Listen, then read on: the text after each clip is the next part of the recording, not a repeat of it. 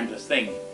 And so my grandparents talked my mother into giving me up to an orphanage. What was her name? Are you I never divulged the name because, well, I'll tell you a little later. But I was put up for adoption, taken to a private hospital, was given birth.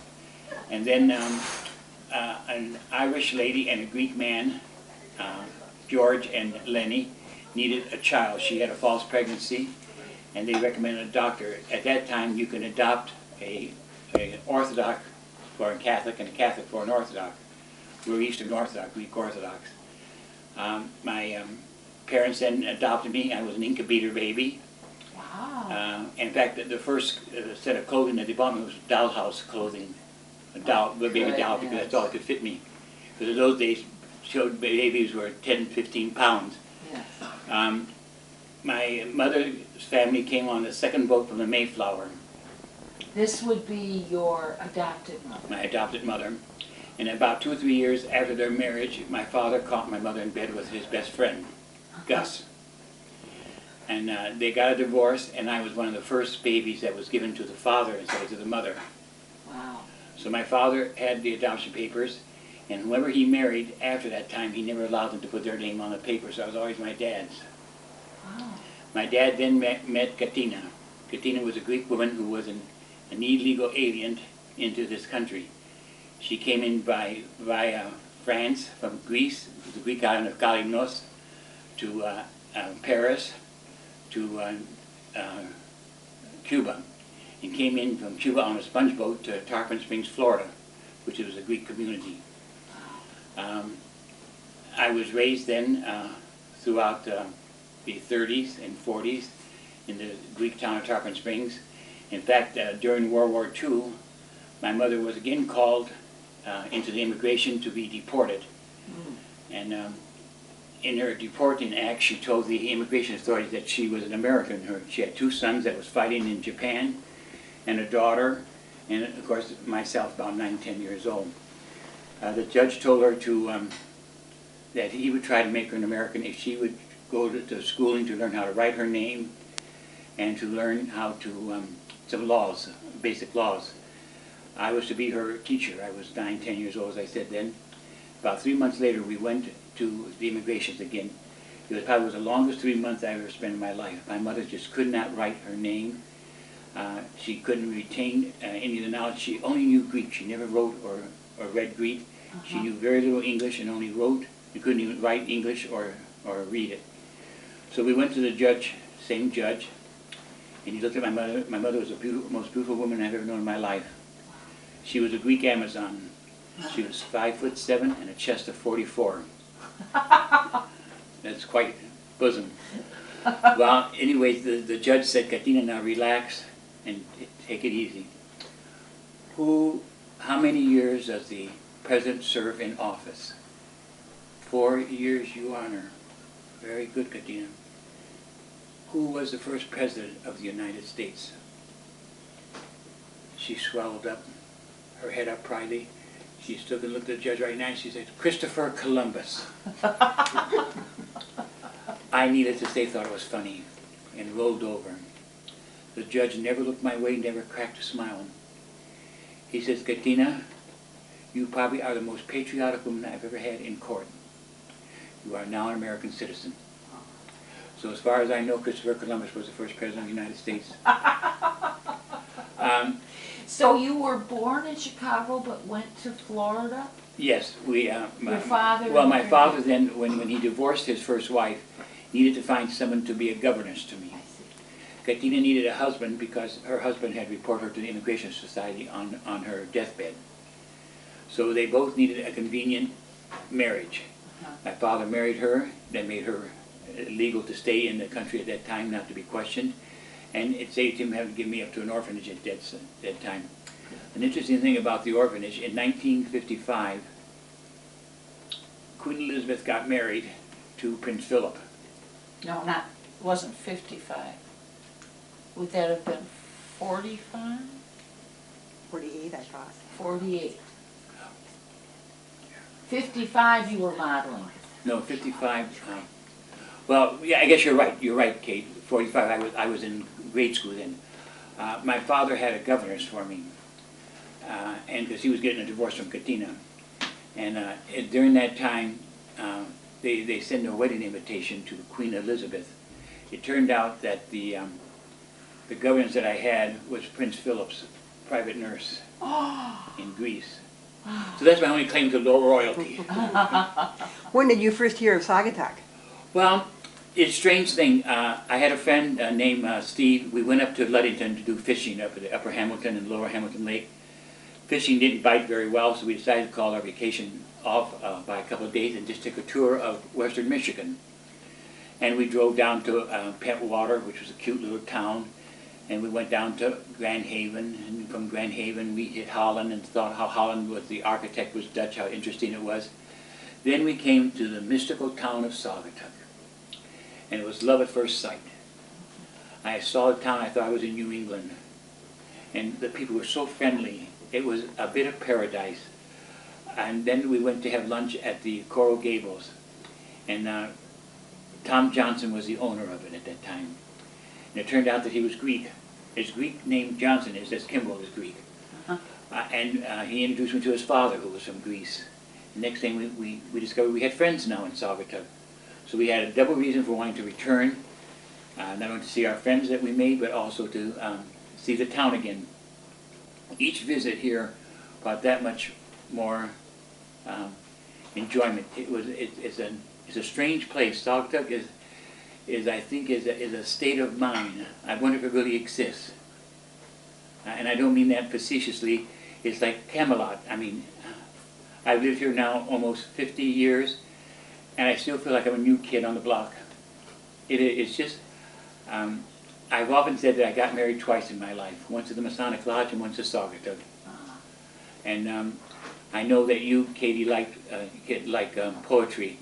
And I write about Saugatuck in a poetic form that I didn't know that I had in me until I started writing.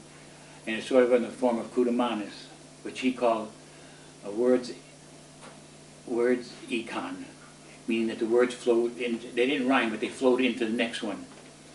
And well, we came here and then we went home. Where was home at this point? Home at this point was in East Chicago, Indiana, near Hammond, Whiting, and we had a art gallery that we had started, and with some paintings from local artists and some from private galleries. Then we came to Saugatuck and we saw a Chicken As You Like It building up for sale, and Gladys Cullum was the realtor. Where was that building? On 125 Mason Street, between Hoopty Scooty and Myro's pizza place. We looked to open a restaurant up, but the equipment was in bad shape. Fred Davis and Levon, I think was his wife's name, sold it to us. They claimed that the man who bought it on land contract skipped town and disappeared. His name was Russell. I have no idea what happened. They gave me the money that he used up on the land contract. Out of $20,000, he had paid about $8,000 off. So I received the building for $12,600. And Chuck Gilman made out my papers, and Gladys Cullum drove to East Chicago and brought me the papers saying that I now was owner of some property in Saugatuck, piece of Camelot. And we had her for a steak dinner, and Gladys is an interesting person. In fact, each person that I met in Saugatuck had been an interesting individual. There is no massive collection of people. Each one is like a library of books. There's a blue book, a red book, a green book, an ABC book, and so forth. And I've never regretted a day of my life of living in Saugatuck. So what did you open in this old chicken building? Well, Steve had bought a statue from the Salvation Army of Hammond, Indiana for $40. He knew he found the lost treasure of the world. No one had anything like this. We carefully laid it on the floor and took pictures left and right, upside down, took it apart. We knew a curator in the southern part of Chicago that dealt with armor and medieval. So we took it to him, wrapped very carefully. Steve unwraps it gingerly, takes all the cloth off it, and lays it down in the middle. To the curator's amusement, he said, "Do you know what this is?" "Pray tell us, that's what we came here for." "It's pop metal." "Pop metal?" What is pot metal?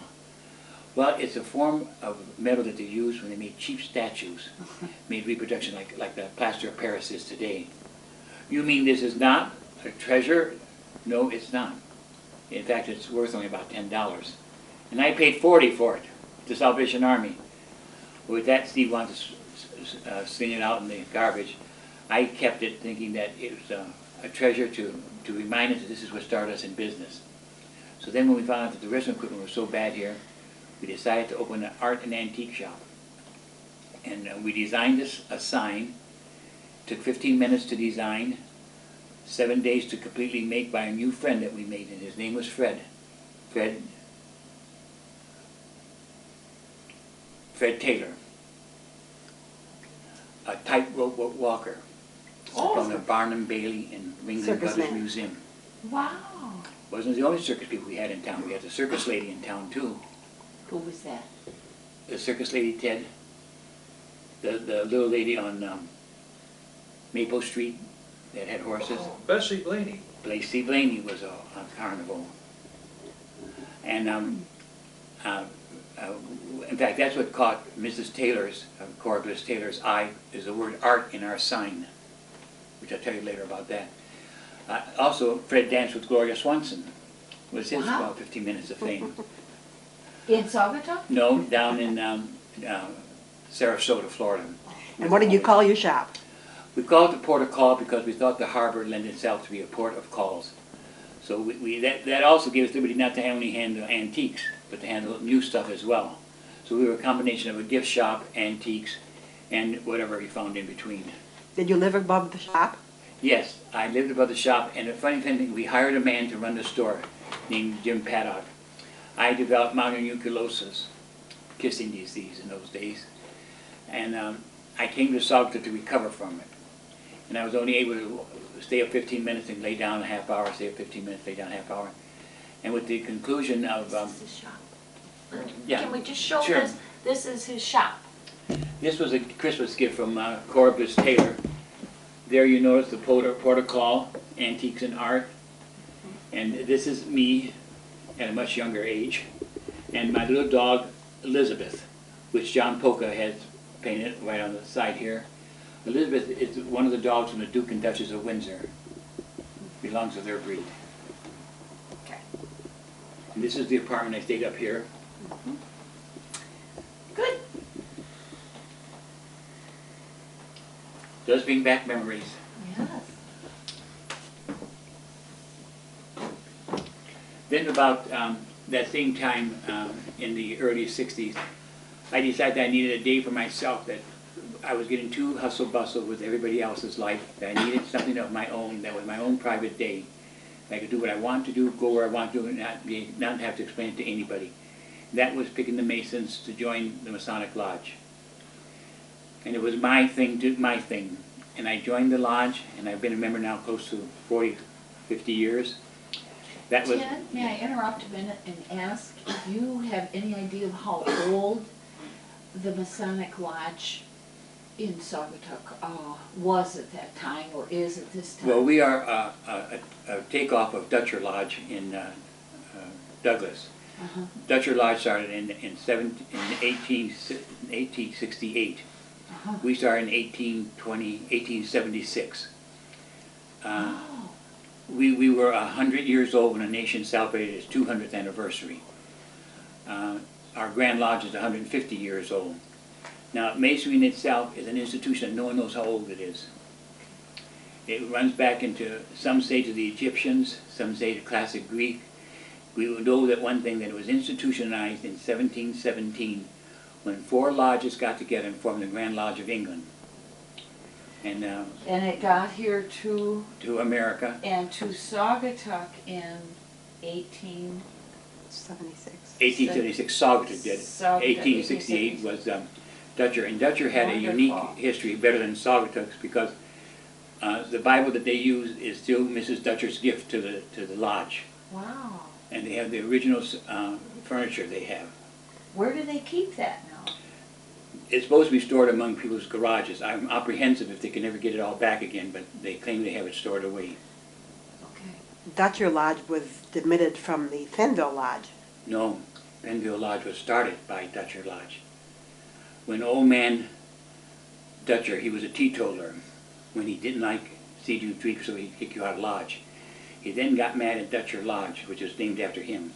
He then went and started Damascus Lodge, which is what Penville Lodge is called, Damascus. And they folded up and re-emerged with Dutcher. So the Penville Lodge is really the Dutcher Lodge.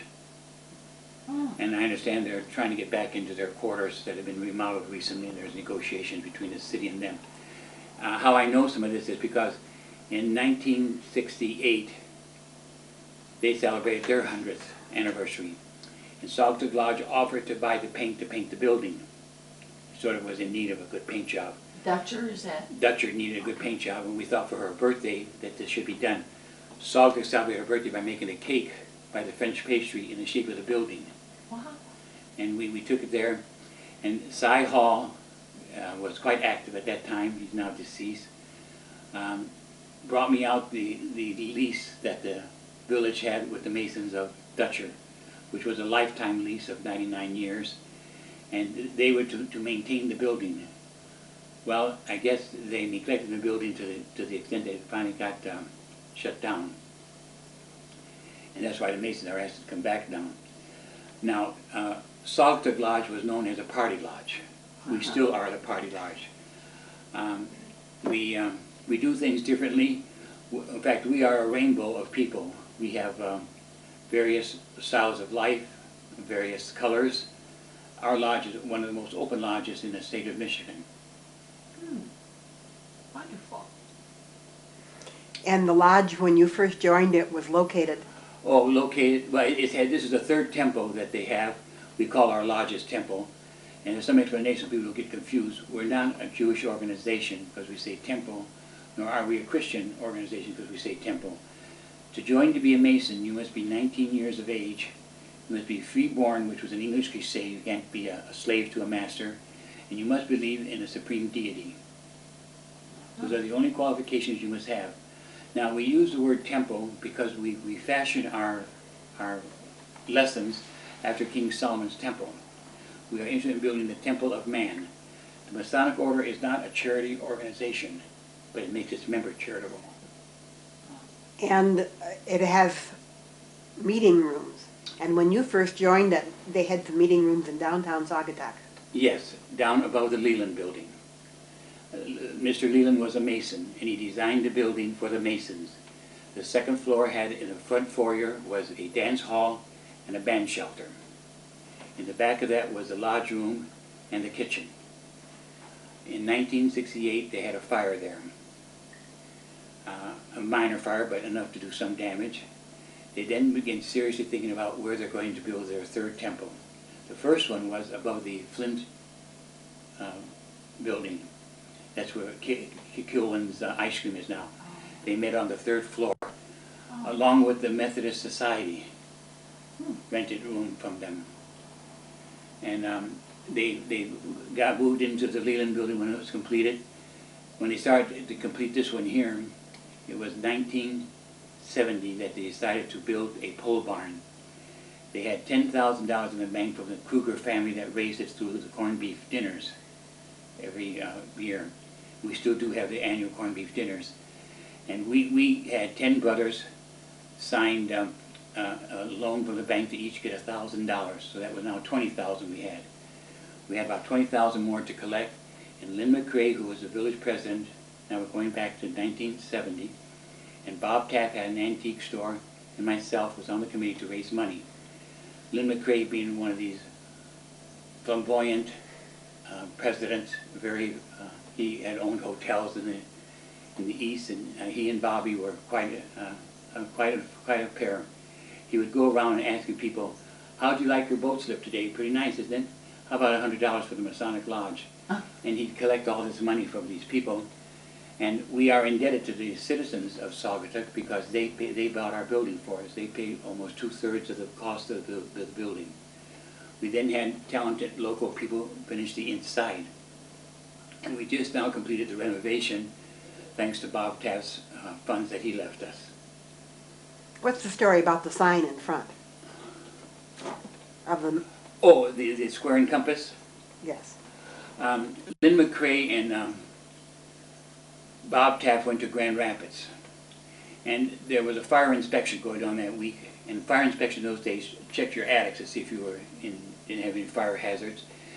They checked the Masonic building in Grand Rapids. And while they were doing that, the janitor said, do you have any use for these throne chairs? Magnificent hand-carved throne chairs. Lynn McCrae says, yes, we could use them. So in he loads 3 throne chairs, an altar, and the sign that was from the original Masonic temple in Grand Rapids at the Bishop building. They were brought back to the dismay of the Grand Rapids Masonic Lodge, which did not want to get rid of those things. But now they're given to us, so what can they do? So we then kept it, and it's now part of our furnishings. We also, around that time, we purchased George Washington's apron. And it's still on display at the Masonic Lodge. The real George Washington? Well, yes, the real, in the sense that real means more than one. Many times you get gifts as an apron. Mrs. Lafayette made an apron for George Washington. Lafayette's son was named after George Washington. Lafayette is buried in American soil that was sent to France, and he was buried in. There was a close tie between Lafayette and George Washington. Mrs. Pendorf, and I'm sure you remember her, Kitty, Kate, was a direct descendant of the Ball family. The Ball family was Mary Ball, George Washington's mother. I'm sure some of these things you already know. I don't, though. Oh, okay. Ellen Pendorf, who used to run the White House. Yes, used to run the White House. Not the White House, but Saugatuck's White House. Right. Mrs. Pendorf was an unusually bright woman, but she was hurt, and so was Bill Pendorf, when Lynn McCrae thought they were carny people. It would have nothing to do with them. And therefore they had a rough time because they complained constantly about the Coral Gables large jazz music that they had and rock and roll back in the early 60s, and dancing on the roofs. We were quite a scandalous town in those days, I guess. These were much more tamer now, it seems, than what we were. And Ellen felt very bad about that, but she had a brilliant mind for antiques, and she also was an artist in a sense speaking, that she took black and white steel engravings and hand tinted them and did a beautiful job on it. But she had elephantitis, and probably one of the worst cases that was recorded in Mayo's clinic. Her legs were, and I'm not exaggerating. Your next question. Oh, well, was the pavilion still standing when you came to town? The pavilion, that wondrous, wondrous of buildings, that building that reached up to the sky, 3 stories and better high, changed the whole town, from a sleepy hollow to a romantic era of dancing, to cakewalks, to Mad Hatter's balls, to, it was almost the heart of Saugatuck at one time. It burned, I think, in 1960-61. And I think, much to some pleasure of some people in town, it had become a white elephant, become hazardous. If it ever caught on fire and the winds blew the same way, it would, the right way, it would burn the whole town down. There was many that was very happy that it was, that it got destroyed. It was planned to be rebuilt, but the era of dancing was gone. In fact, Miss Lane wrote a book about it. I'm sure she can explain the pavilion far better than I can. It was a romantic center for most people. Did you ever go there? Yes, I did. I never danced there, though. Okay. But it looked like a plane, airplane building. But it had a hangar, but it had class of its own. It lived its era. It served its purpose. When you had the store downtown, what was the restaurant there on the corner where Marlowe's is now? Oh, that was run by Rose and Roy. And I think it was called the Corner Grill. Corner Grill. And they run it for a number of years, and her mother, which was quite an elder woman, made the pizza. And they made the pizza for the area. I don't know if you were here at that time. I Mama's don't Pizza. remember the pizza. Yeah, and I remember the restaurant inside. It was painted aqua blue. It looked like you were in a swimming pool. So, so if you can visualize eating your pizza sitting on an inner tube in your pool, then you got the idea of what it was like. I think Rose is still alive. And around the corner there was another famous Saugatuck restaurant. Oh, now you're talking about the Hollyhock House. Yeah. Now you're aging me. I'm only 45. Oh, Emily's lemon meringue pies. Her pies and her breakfast. And she had Cynthia and her sister, Marge, I think, were waitresses. That was the place to be seen on a weekend. Do you remember eating there yourself? I remember the cinnamon rolls. Oh, everything you eat that Emily made, it was great. Then around the corner from them was the bay next to the village hall. And I remember Lottie Brown was a village clerk. Now, if you didn't know Lottie Brown, she was a character in herself. She wore the pillbox hat, and she didn't mix words. She either liked you or she hated you. There was no love between. She was quite a character. She was a number of years she served as village clerk. In fact, the Tarpon Cavalier is her son, Hilt Brown. I tell him that all the time. They remind me of his mother. Tell us about the antique business that sort of developed in. Yes, it developed in that you saw Saugatuck. It takes its clothes off like evening gowns, depending on what ball it's going to. There was a time when they wore the loincloth that the Indians must have run around with. Then they came with the settlers, and then they came with the orchards and the farmers. And it came time for the gaiety of the dancing and so forth. Well, when that died away with, then it became the antique capital of the Midwest. Yes. A phrase coined by Bob Taft. We had about 15 shops in that town. Now, the unique thing about the antique shops is they always meet in old buildings. They don't care whether they're restored or not. They're just old buildings. Everybody knew everybody in town. I'd go to the post office. I was 3 blocks away from the post office. It would take me 2 hours to go to the post office, pick up my mail, and come back by the time I said hello to everybody. You just didn't rush anywhere. The town had slowed down quite a bit when the expressway came in. We were concerned about the loss of tourists because they bypassed Saugatuck, went on down to up north into Grand Rapids. But it's proven that they were wrong. That the expressway brings us many more people. And we had about 15 to 20. And that time the editor of the commercial record was Mr. Parker. And he asked me to write several articles of antiques and interview several artists. And that's how I got into knowing the artists better. That time there was Rosemary, Mrs. Bob Taft. She wasn't married to him at that time. Bob Taft's mother, Anna Taft, was a plate painter. Oh. And she reminded me of the Gibson girl.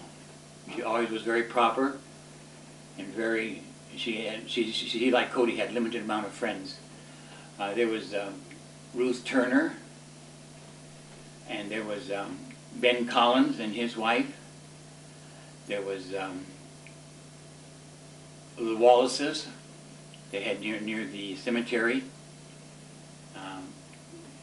We had quite a few antiques, and we would meet together. And I remember Florence Kelly. Do you remember Florence Kelly? Florence Kelly had a glass of beer every morning for breakfast. Oh.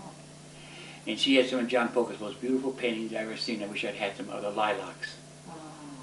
Oh. He painted lilacs every spring. But Florence Kelly was a neat woman.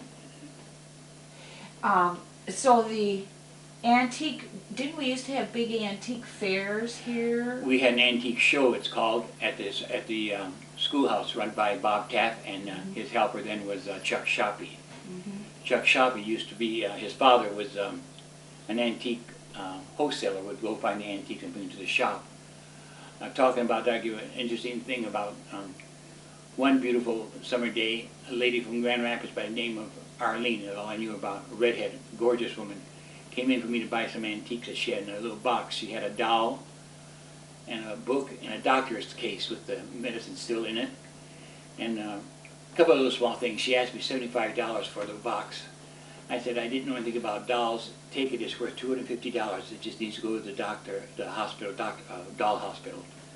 After much convincing, I bought it. It was a baby Jameau, which is a completely all French doll. I had it for about 10 years, and then someone came into the shop and asked, do you have any antique dolls?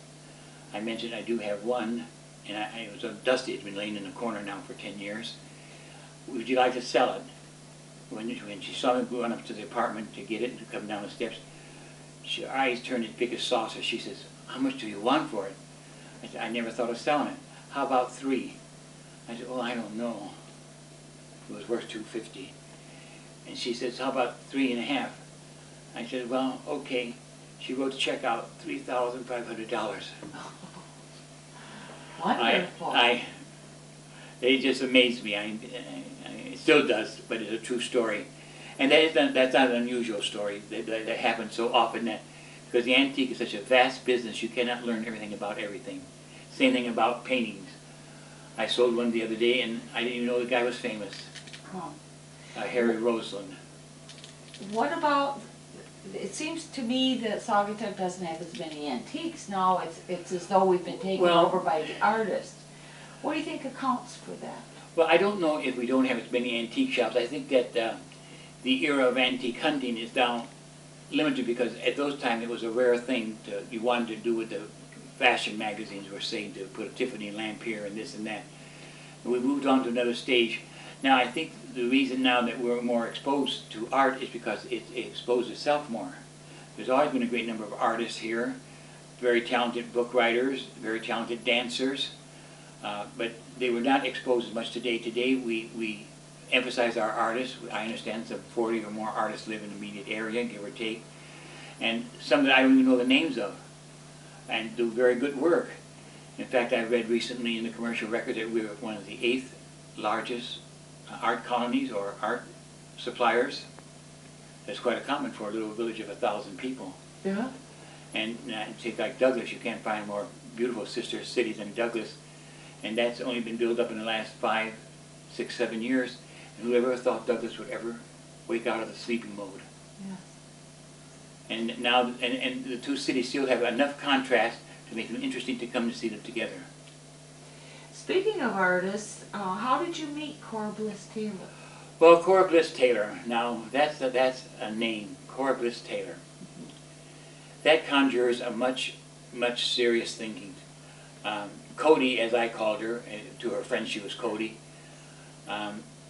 came into the shop to welcome us into the area. She said her name was Cora Bliss Taylor. She was an artist, and I came by to say hello. I looked her over, top to bottom.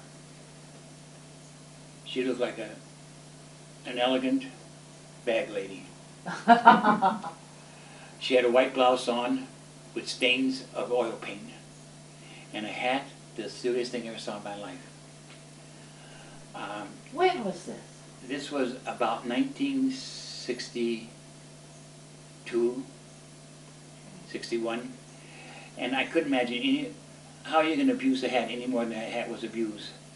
It was the kind that you would buy at a yard sale, or the yard sale man would give it to you to take it, and he'd pay you something to do it.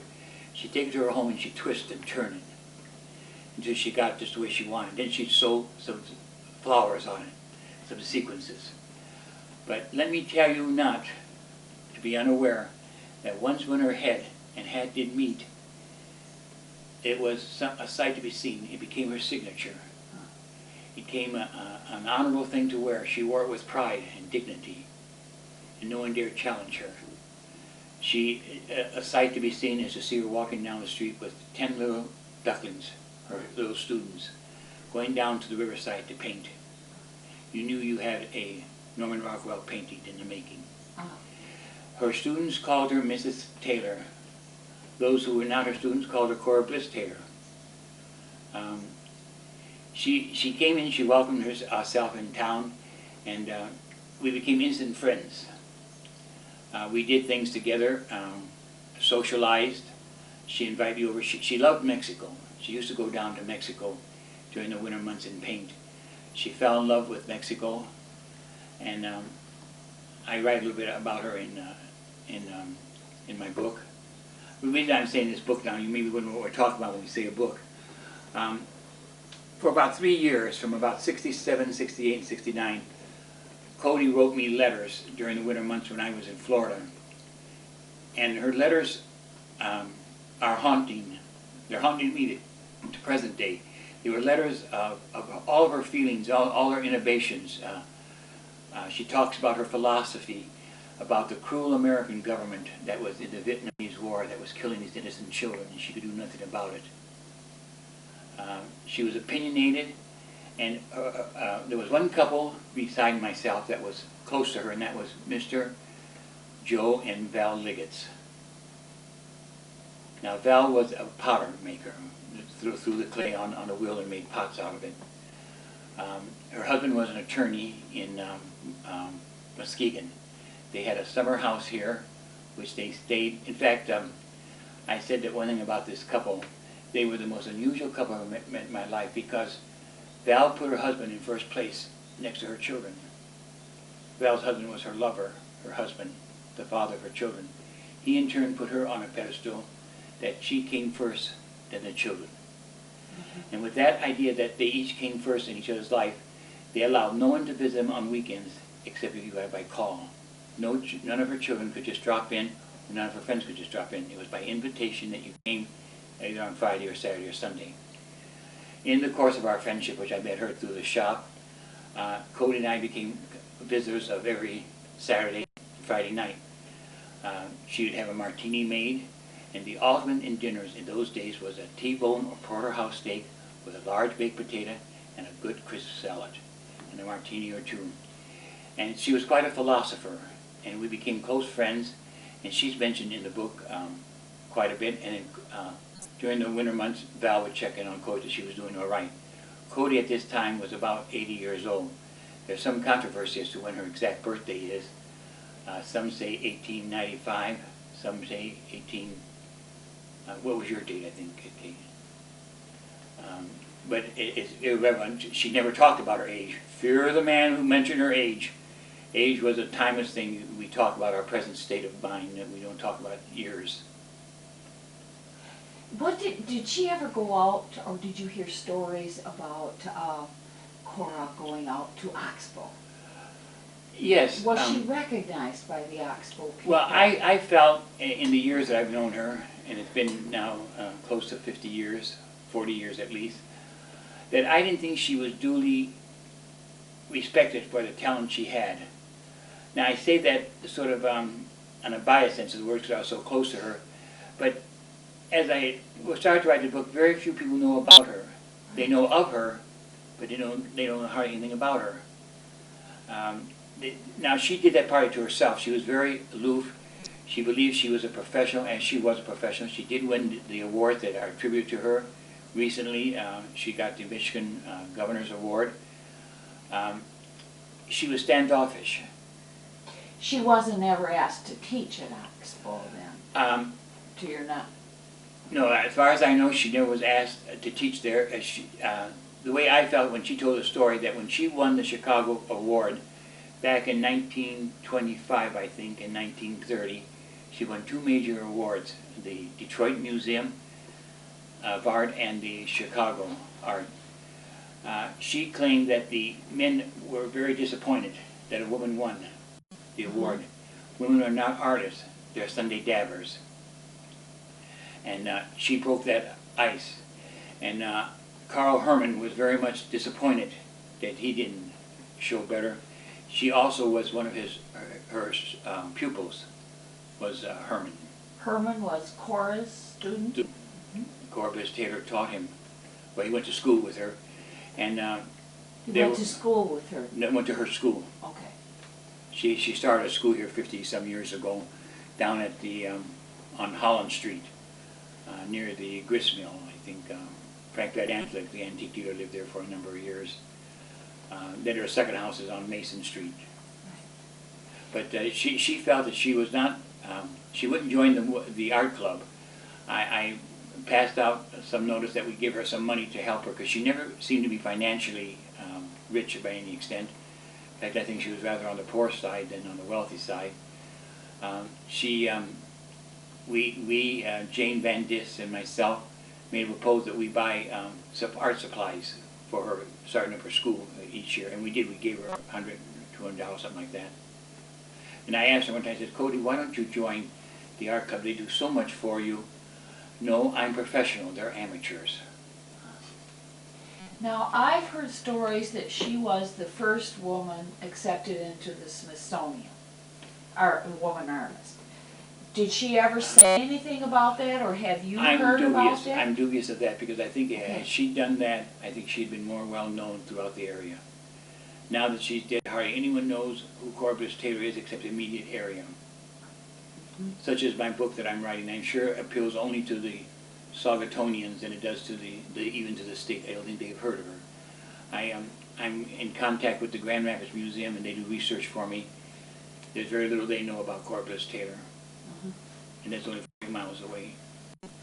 In her later years, she was thought of more as a teacher than as an artist, I'm afraid. I'm afraid too, and I'm afraid that her eyesight was failing her, and I never thought she was as talented as she got credit for. Now I say that with reservations, I'm no art critic, but I just looked at her paintings, and it didn't strike me as an extremely talented woman, but she had a knack for colors. She knew how to blend colors in and make her pictures look like stained glass windows. I once asked her if one of her favorite paintings to paint was up at Mount Bald Head, which is one of our largest sand dunes. A woman standing there with a scarf flowing and her dress flowing, overlooking the harbor, sailboat in Saugatuck Harbor. She'd done a number of those paintings. I once asked this, Cody, who is that mysterious woman? That's me, looking over my destiny. She was quite a deeply, not a spiritualist, but you might be interested in knowing that on her father's side, her relative was Emerson, who started Unity Church. And she was not Ralph Waldo Emerson. Yes. Oh. Yes. And she was a worshiper at his church, or his philosophy, until she became more universal. She considered herself a cosmopolitan woman, a woman of the future, not of this lifetime. She believes that there's other lifetimes she needs to complete her journey. Where did she start life? Out east then? Well, she was born in Cleveland, Ohio, in, I said, 1895, to Corey Louise and to Jim. And then she lived out in Kansas for a while. And then finally migrated on a honeymoon here, I think about 1914, to a honeymoon in Saugatuck, and like the rest of us, she drank the water, and we came back for another glassful. Was she a painter as a child, do you think? Well, she's an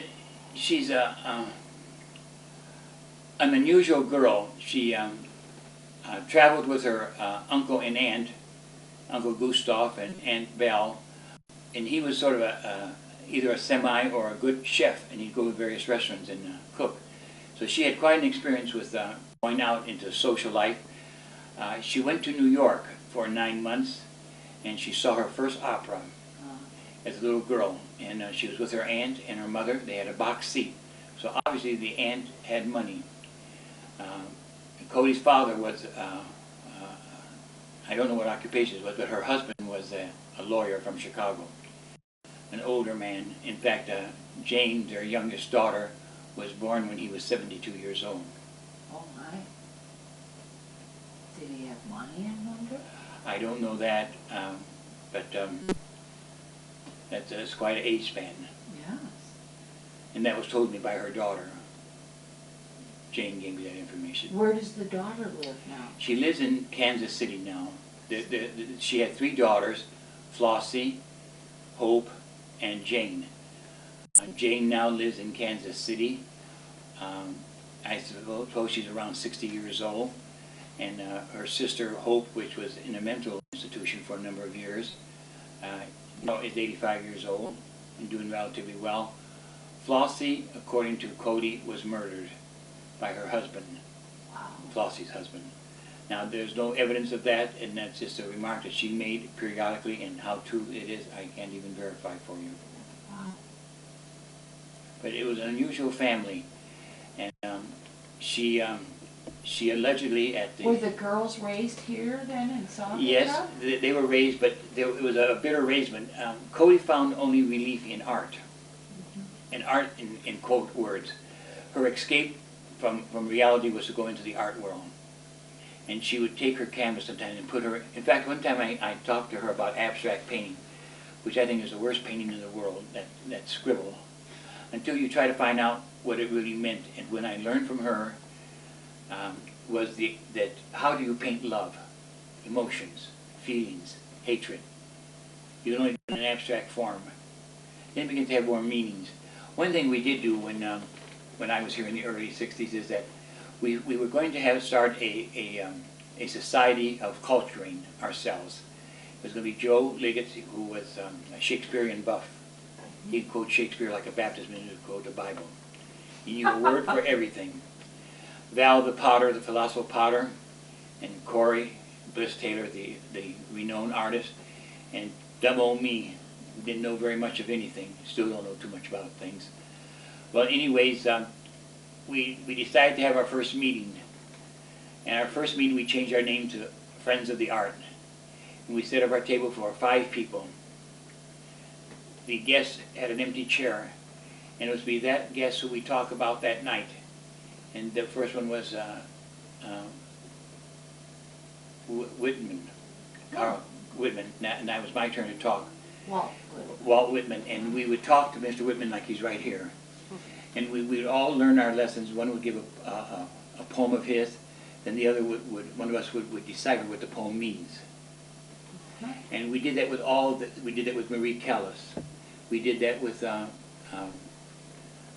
orchestra leaders, actors and actresses. We felt we were learning something, and we always parted with a poem.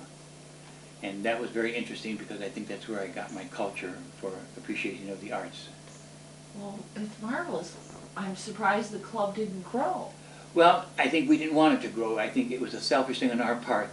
We were so much engrossed in our visitation.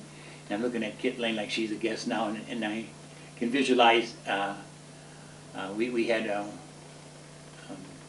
when we had Marie Callas talking about her singing, what a great soprano she was, what a rare soprano voice she had. And Cody would sing some of the opera. She sang French. Wow. And she sang German. And so it was quite an interesting thing, and it was short-lived because we found out that every week we do this, after you do about 10 or 12 of them, you're almost tired. You're exhausted. Yes. I'd like, if you'd like to give you a part of this book, if I can. Yes. I want to start it off. Now, you got to understand, this book is about 3 people.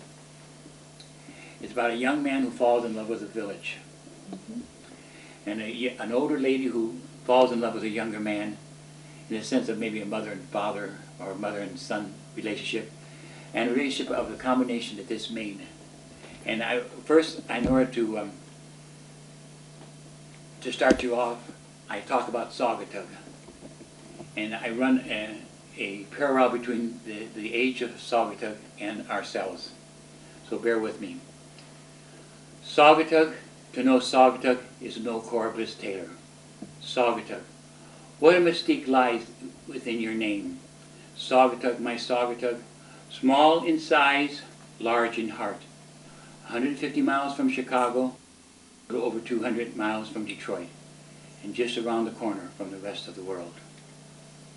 Magical is the word, Saugatuck. So it seems to many who have crossed your path. Others have called you a Never Never Land, without a Jackson or a Peter Pan. And yet others have referred to you as a slice of New England, a Nantucket, a Martha's Vineyard, claiming your rights, your sights of breathless beauty, reason enough to return year after year.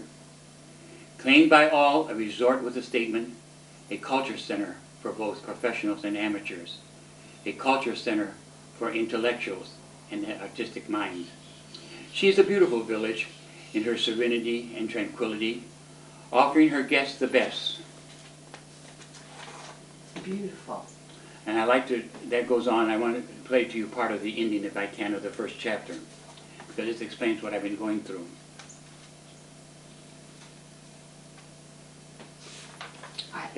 Go ahead. well, you had mentioned to me that you really hadn't planned on writing a book. Oh, but no, I never. you were cleaning your attic or something, Let me- and you had a let me very tell you moving experience. in the most humble manner I can, the history of this village and its knowledge of its past lies in Kit Lane. She knows more about Saugatuck than I'll ever know in my lifetime. And she's a writer. I'm not a writer. I don't think I am. And I don't mean that humbly. I mean that most sincerely. This amazes me that I've sat down and wrote this. I cannot believe that I've done it. And that part of the attic I'll tell you about, because that explains what happened.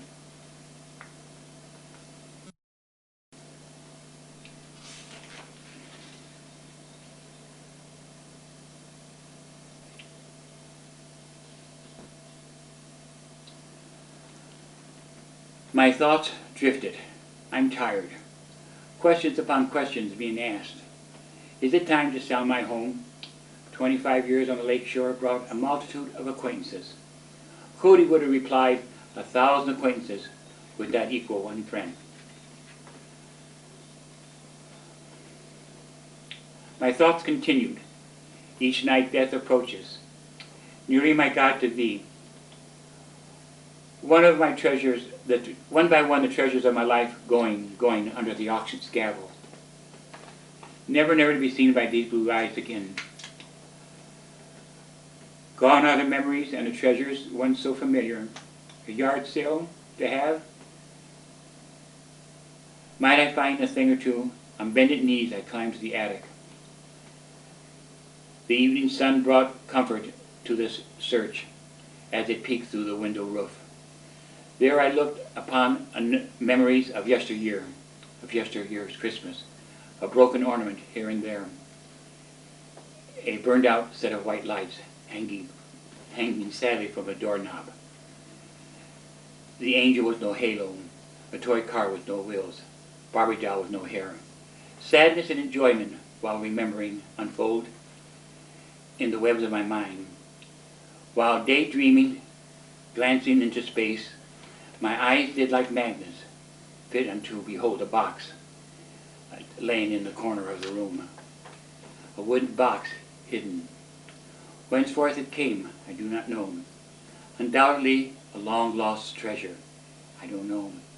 Blowing the dust off and carefully uncovering, to my astonishment, inside neatly wrapped was 60 letters. Not recipes, not receipts, 60 letters. Love letters, 3 years' correspondence between Cora Bliss Taylor and myself. Holding the first letter in hand, I began to read, Dear Ted, another cup of coffee. Seeing her handwriting,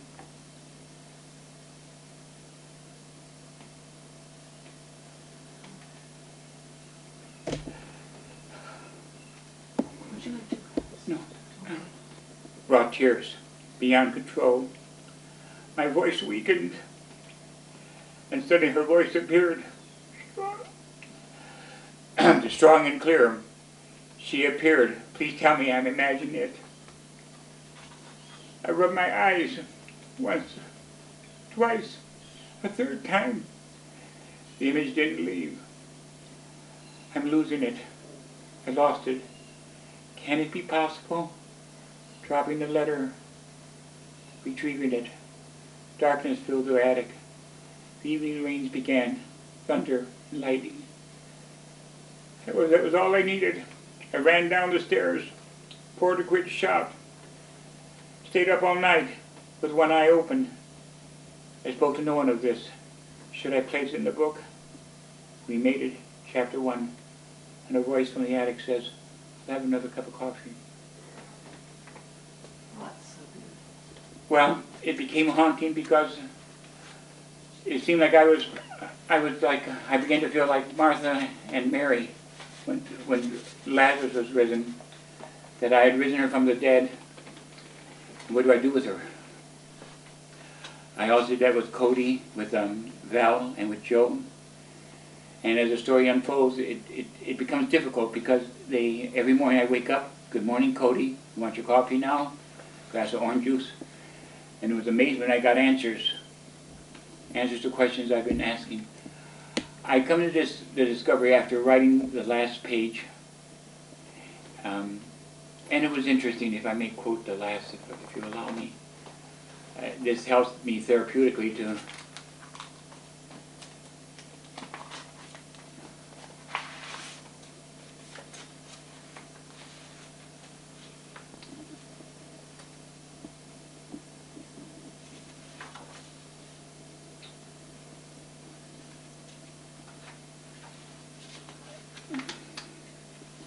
a story worth telling.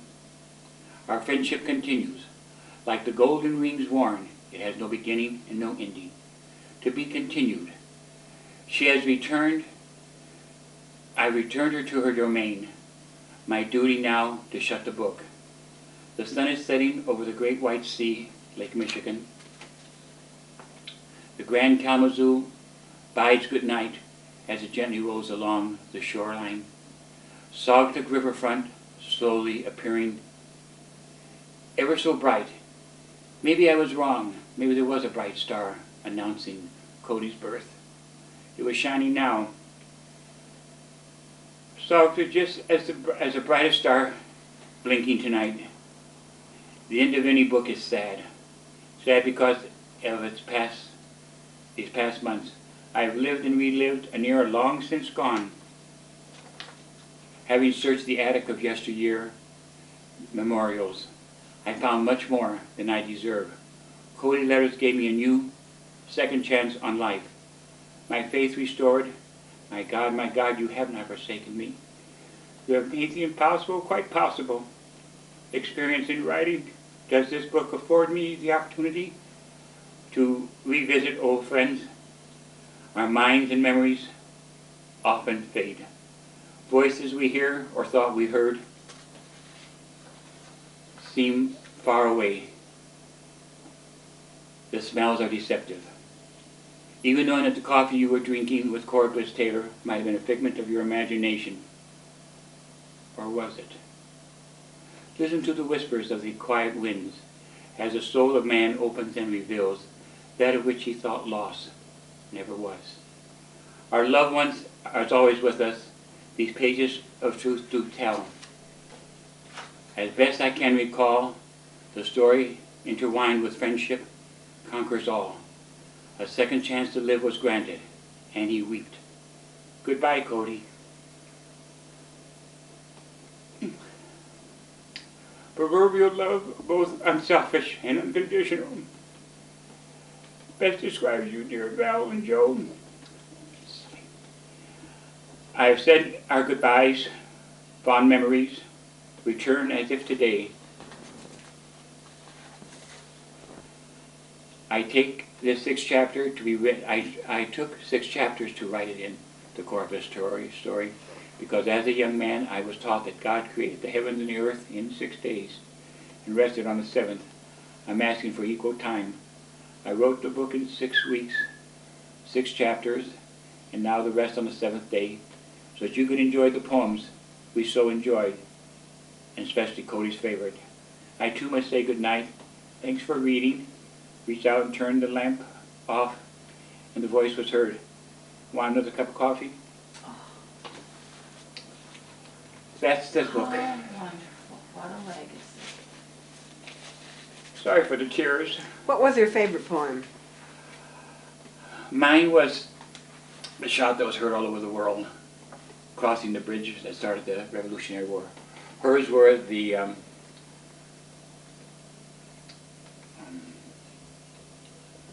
open trail, open,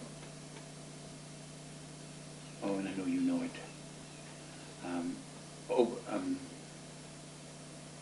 Was it Whitman's famous poem, The Open, and you love poetry so much. All I could think of is when lilacs last in the garden golden bloom. The one that you out to the open road. Oh, to the open road, okay. Is that it, the open road? Yeah. That is her favorite. Now she quotes, and religious-wise, she seems to quote Zion and Jesus and Mohammed. She's quite a universal in. But I discovered one thing, that after revisiting her for 40 years, I discovered she loved me much more than I realized. What a compliment. Well, now tell us something about this painting behind you that she painted. Do you have any story with that? The violin. The violin? Well, she gave me that in 1976 for chairing the promotion of masonry in the area. I've always felt that is her brother's violin, Uh-huh. who was a company violinist for the symphony.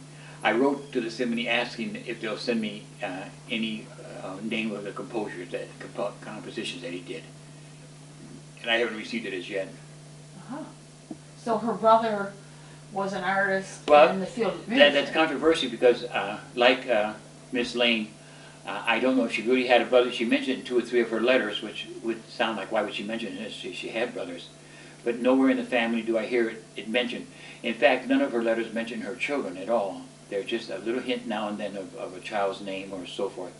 I did get to meet Hope several times when she was released from the mental institution. She would come and visit Cody here. Once a month they went and visit each other. Mm-hmm. There's an interesting thing about Cody and her old friend, the blue Chevy. 2 stories about the blue Chevy. That must be Cody coming. In the blue Chevy, huh? Well, her blue Chevy, she picked me up. Oh. Nice, aren't you? And she spent hours on digging up digging the snow out. Finally, when she got down to where the car was off the snow, it had a flat tire. This was her. And made the Her front page. vehicle, Made huh? the front page of the Oh. newspaper. The other time with the blue Chevy, she picked me up and take me grocery shopping when I first came to town.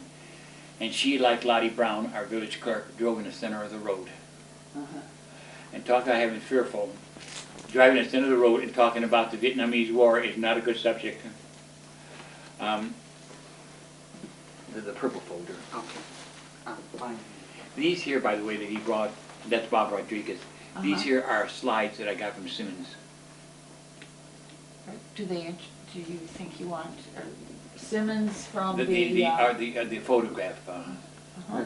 Sure, you should have a look. It's Bill Simmons has a wonderful picture of Cody's Chevy too. Yeah, and so she's driving in the center of the road, and I told her one time, I says, Cody, go to the right. I know what I'm doing. I'm driving in the center of the road because it gives room for the cars to go on either side of me. They got plenty of room. Wow. Now, here is something I want just to show you.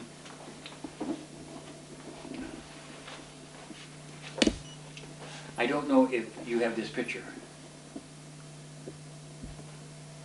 I don't even know what it That's is. of her Describe house? it. It's Cody's art studio at her home on Mason Street Sure. in 1945. It's the studio on the left, but an archway on the right. Now, if you look closely, I think she's in the window and her mother's in the doorway. She refers to her mother as a tiny woman. Huh. I have to try and blow that up. Do we know who the man is? No, now I theorize it's her brother. Now, this is the way she sent me some Christmas cards, and this is the backwards in front of it to show. Huh. And this if you've gotten, and you may have, Christmas cards like this. Oh, nicely done. And I checked to see, out of curiosity, if it can be, Here we Now- go. yeah, my Valentine card, thank you. Now this is 2 cards. Which one is the original? Wow. One on the right. One on the right is a copy. Huh. There's the original. Yeah. Because this is This was just pasted photographed on. last week. Wow. Isn't that amazing? Yeah. If you want to look at them both together, just look. Yeah. Now in the Masons, again, I received the highest honor that they can give a Mason, and that's become a 33rd. Oh, good. So I'm a 33rd, and also in the York Rite, I became the Knight of the Royal Cross, which is the highest. So I've received all the glory and honor that they can give. You've certainly given unstintingly. Well, there is a philosophy about that. when I was a young person, there were two movies that impressed me in all my movie career. That was A Song of Bernadette and the Magnificent Obsession. And I fell in love with Magnificent Obsession. To do things so other people don't let anybody know you do them. And it's paid back in hundreds of folds. My home is practically furnished with gifts of people. I don't like to talk about what I do. I think that ruins it, or it makes it sound like you're doing it for... What's the story on this? That was in 1976. That was one of my 13 programs. I say 13 programs from December to December, 13 months. We named each month after a colony of the United States. And each governor of that colony sent us a letter at that time congratulating us for our 100th anniversary. So we had the 13 colonies, the 13 governors, and we tried to find out how many programs we could put on as cheap as we could, being a limited budget. This was given to us the usage of the Keewatin by R.J. Peterson, who I used to work for. I used to be his secretary. Did you? Yes, the old man, I guess they called him Old Man Pete. And he let us use the Keewatin for a degree. And we put on a second degree with Dutcher Lodge, Damascus Lodge, and Saugatuck Lodge, and had the food cater the same menu they served in 1909. With the exception that Doris de Habermas, or de Ward, made a cake in the shape of the Keewatin. And that was brought, like you normally run through the boat with a baked Alaska's aflame. We had the boat aflame, and we ate that, and that was what that was about. Then we had everybody who was there sign it. Oh, wonderful. Many things we did like that in younger days ago when I was up to it. Tell me a little about your job with Pete. Well, Pete worked at U.S. Steel in Gary, Indiana, and he used to say that I work harder at fun than most people do on their jobs. He built the grist mill out of sheer pleasure. It was just a delight for him to build. His son, or they later on added part of the Britain building behind it. If I'm correct, I think that they did that. The grist mill was not an old one, though. It was No. just modeled after an old one. That's right, and it was probably the most photographed thing that they had in Saugatuck. Back in those days, every magazine. I know one thing that I brought in that I wish would have been continued with, and but we didn't have enough snow. And that was, I met General Byrd, the Alaskan discoverer, the Antarctic, his daughter, and they brought in the dog sled races. And for a couple of years, we had dog sled racing from downtown Saugatuck all the way around and then back down. She used to work for the Michigan Travel magazine that was up in Grand Rapids. That we've tried a lot of things in Saugatuck. We never could quite make it a year-round village. It seemed like she needed her beauty rest for the next season. But I've often said, for a misguided town that had no guidelines, how it turns more beautiful each year, I don't know. But she wears the latest in fashions, and she's just a great little town. And so you worked for Pete while he was still working down. While he was still working for U.S. Steel also. And then up here you would take care of the Saugatuck end. By this time now I had 3 or 4 friends. I had not only had the Johnsons that the Cora gave us, but I had the Peterson. And Peterson, young kids would take me out on boat rides. On Young kids would be Eric and Pete. RJ. RJ. And that's when they used to build the River Queen here. Almost one a day they could produce. Now it's a condominium area. Right. And so what did you do for him as I was secretary? his clerk. What did? His clerk in the steel factory. Oh, in the steel factory. He worked for U.S. Steel. Yeah. So you worked down there, not up here in Saugatuck. Yes. Oh. And then I did get to meet, when I was up here, another nice, fine old man, and that was, and you probably know him better than I do, Fred Stearns, and his Phoebe, his dog. He was a nice gentleman, and did some relatively good painting. And then there was Ned Steinberg, who with his wife Isabel. He had gained some recognition. His portrait of Pope Paul VI became the official Vatican portrait and hangs in the Vatican to this day. He was Jewish, and of course the Pope being Catholic. was astonishing. He sent him a letter when when he had an audience with the Pope, and the Secretary of State said that he could still outbeat you in running because they both were track people. Huh. It's amazing what this town, for as small as it is, what characters they produced in it. Did you know Christina Herman? Yes, Christina Herman was dedicated to her husband beyond belief. Her life was her husband, and she was a Sunday dabber. He only let her paint on Sunday. The rest of the time was time devoted to him, and he was a strong-hearted German. Did some beautiful painting. His Santa Fe paintings and his dunes paintings here are just something to behold. But she did walk 2 steps behind him. And when you go to the studio, the chalet up on Pleasant Street, she would do what I almost did with Cody. He was resurrected again. You swore he was in the room when she talked about him. That much love and devotion. She was quite a nice lady. She was a lady. Uh-huh. Interesting. What else? Do you have something else in there you would like us to see? No, this is just Okay. some, and Kate gave me, this is just some of the, this one here we made fun of. This was a Christmas card that she sent of Bats in the Belfry. Oh. And we consider most of the fun we had having bats in the belfry. And now you have all those transparencies there, or the...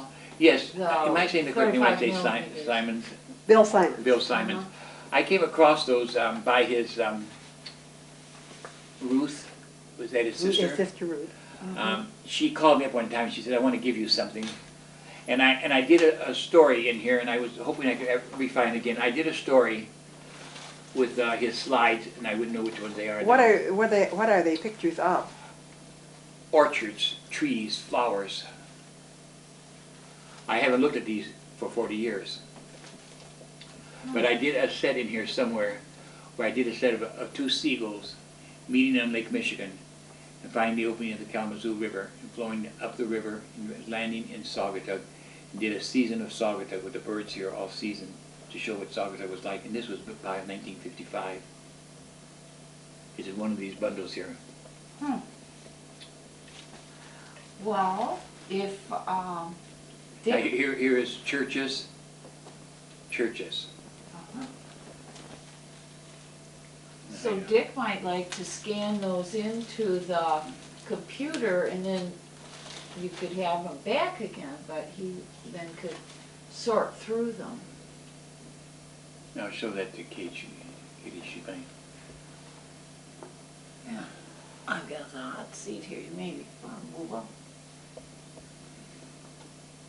Now here's a truck. I'm trying to see what's the name on it. Maybe she can spot what the name of that truck is.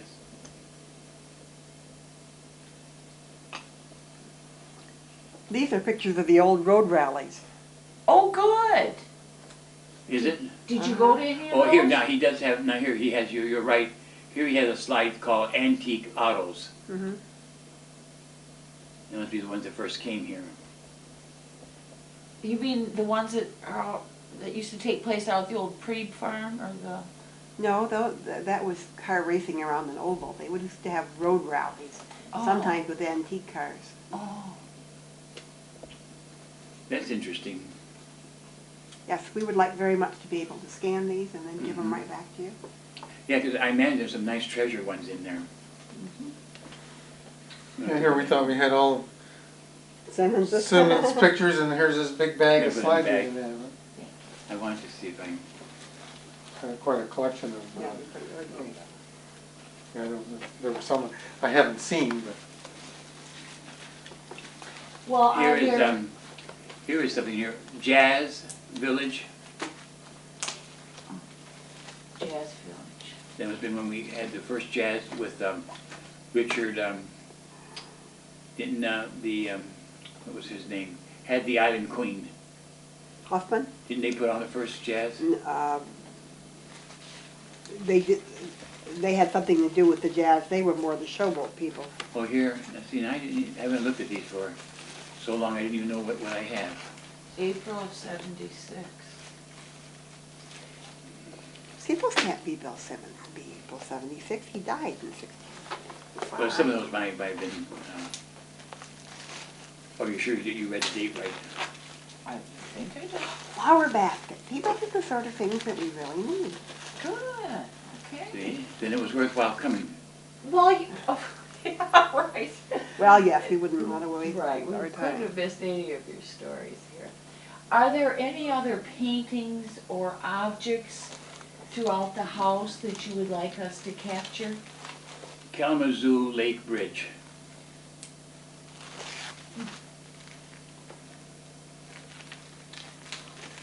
Oh, it was taken from there, it looks like. Mount Bald Hetty, Gleason's. Yeah. And these would be fun to go through. Yes. He was quite a photographer. And a good book was written by a kid about Well, him. did you see that Ben show at the Tweeden wrote that museum? Of Say the, that of the again. Simmons, did you see that show at the museum of the Simmons pictures? That was last year? I thought one of the finest things they did was the painting our town, whoever was responsible for that. And I also got to give you another compliment of the, particularly the Historical Society of the museum. I think you're on the right avenue. By that is you're not cheap.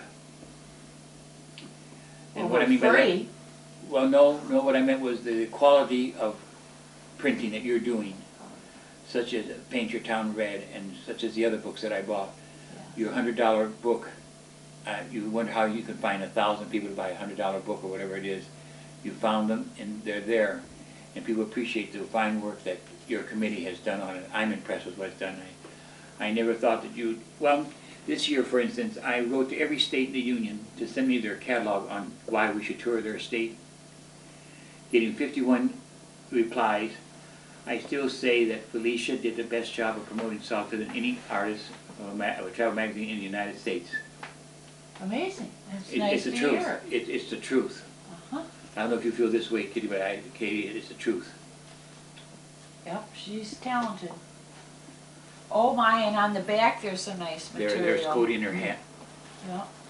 Trying to figure out how to So do this are without there any reflection. other Now- things you want us to see? Well, this what he just showed you. Show the picture on the back side again. I highly recommend anyone who buys paintings in anywhere Uh-huh. to put whatever they know behind the artist in back Yes. of the canvas, because it lets those who come after you know what it's about. Yes. And that is one thing I think the museum could promote, that whatever they sell, put a brochure of that artist behind.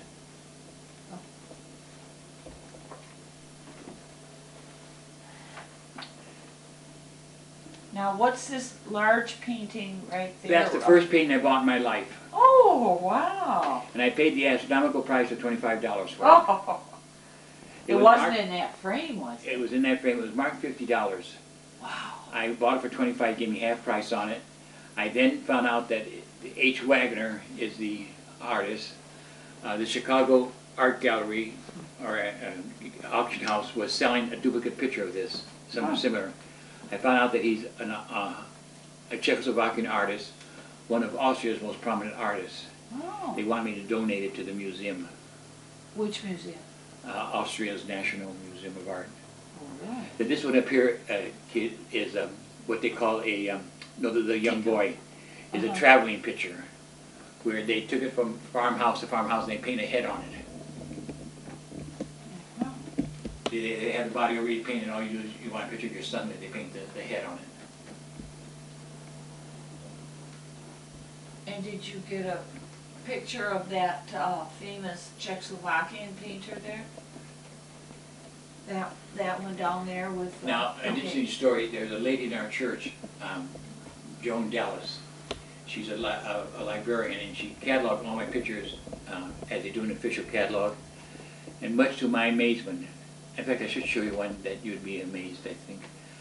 Much to my amazement, when she was all done, there wasn't a painting that, now remember, most of my paintings are given to me. There wasn't a painting that wasn't national, international, or world renowned. Not by my appreciation for art, just by having an eye. Do you remember Rick, the... Yager? Yeah. I have one of his pictures that he did for me. He did for the commercial record, I did a story on Scrimshaw. and he drew an illustration of how you carve a scrimshaw out. And what was he famous for? Buck Rogers. And one of our astronauts said that he became an astronaut because he followed Buck Rogers. He lived in Douglas. Really? Yeah. Wow. There's a lot of people Did hitting you used to, what did you write an article about scrimshaw? What is that? Well, I wrote What an are you antique talking- article for Parker before the Lanes bought the paper. You wrote for us for a couple of years. Oh, did I write for you too? I guess it's 60. So you're a columnist? Well, not a nudist columnist though. Oh, no. Oh, good. But I guess it was art too. I guess for about 3 years, I must have wrote some 30 articles or so, and then I interviewed some artists. And then you at the time was theater critic. Well, I interviewed the artists for us. We have, Yeah, well, I But remember. you did the the antiques. antiques. We only have a couple of minutes left. If you Yes. wanted to tell us something, what would you tell us? Come to Saugatuck and enjoy your life. I think that Saugatuck is a state of mind. It doesn't exist except in your mind, and it's what you make out of it. Please come and enjoy us. We're a bunch of good people. Great. very nice. Thank you. Thank you. Well, I hope I haven't bored you too much. Oh, you've been exciting. Now, I'm going to ask this once again. Is there anything that you want us to photograph that you think, now, the pictures over there of the Let me see flowers? those pictures. Oh, here. Okay. I don't even know what I kept sometimes. Now, here's the columns that I wrote. Oh, how nice. I didn't even know they were in here. You know one wonderful thing? Dick is working with the library to get all the editions of the commercial available on, Yeah. But they have it now. Digitized. Now. well, Well, the new ones, not the old ones. back to 1868, is it? 68. 68. You know, these Paper in are the wonderful country. pictures. Not much to do with Ted. This was the years that the water was so high that the Yes, swimming I took pool those at the flood. was that The the year my swimming pool was daughter got underwater. married, right, and we had to move the reception. And don't, you know, the one shows the, Now, also, we... those condos that they're selling for $189 and, or $189,000, and a friend of ours wanted to buy one of the lower units, and we said, take the upper, because when it floods again, you don't want to be There's how the stuck. articles were.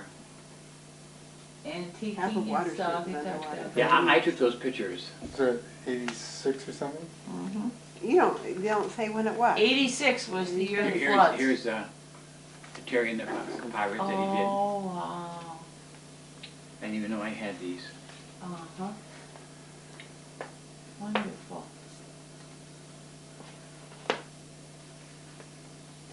So, now, what about that painting over there? Is that a significant painting? That was a man who was murdered in Douglas, in Fenville, named Johnson.